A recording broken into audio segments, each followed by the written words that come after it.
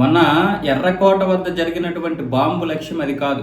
ఈ ఉగ్రవాద లక్ష్యం ఏంటంటే జనవరి 26 రిపబ్లిక్ డే కోసం ఇప్పటి నుంచే మొత్తం ఎర్రకోటలో రెక్కి నిర్వహించారు.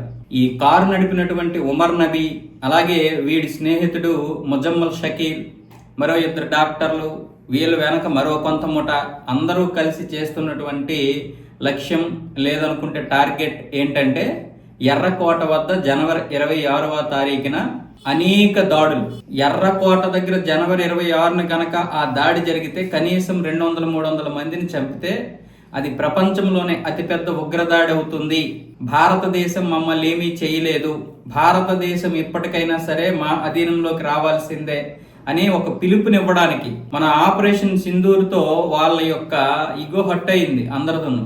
ఇక పాకిస్తాన్ అయితే ఎలాగో మనం నేరుగా గెలవలేము భారత్తో, ఈ విధంగానైనా చేద్దామన్న ఉద్దేశంతో దీని వెనక పాకిస్తాన్ అలాగే తుర్కీ నుంచి వీళ్ళకి నిధులు వస్తున్నట్లుగా తెలుస్తుంది. దీనికి సంబంధించి ఇప్పుడు డాక్టర్ ముజమ్మల్ షకీల్ అయితే ఆ విషయాలన్నీ కూడా చెప్పేశాడు. అంటే మనోళ్ళు గట్టిగానే ఎంక్వైరీ చేస్తున్నారు.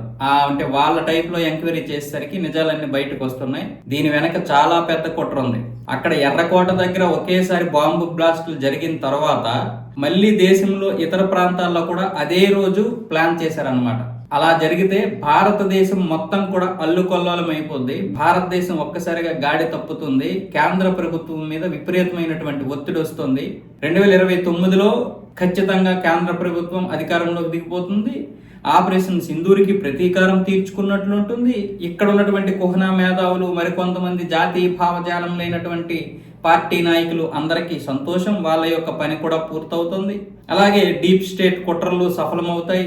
నరేంద్ర మోదీకి ఎన్ని రోజులు ఆయన తల ఎగరేసుకొని ఉంటాడు, భారతదేశ తల ఎన్ని రోజులు ఎగరేస్తాడు, ఈ రోజు భారతదేశం తల తీసేవచ్చు జనవరి 26వ తారీఖున అనే ఉద్దేశంతో చేసినటువంటిదిగా ఇప్పుడు ముజమ్మల్ షకీల్ ఆ నిజాలన్నీ కూడా చెప్తున్నాడు. ఎలాంటి దారుణాలకు ఒడిగట్టారో చూడండి.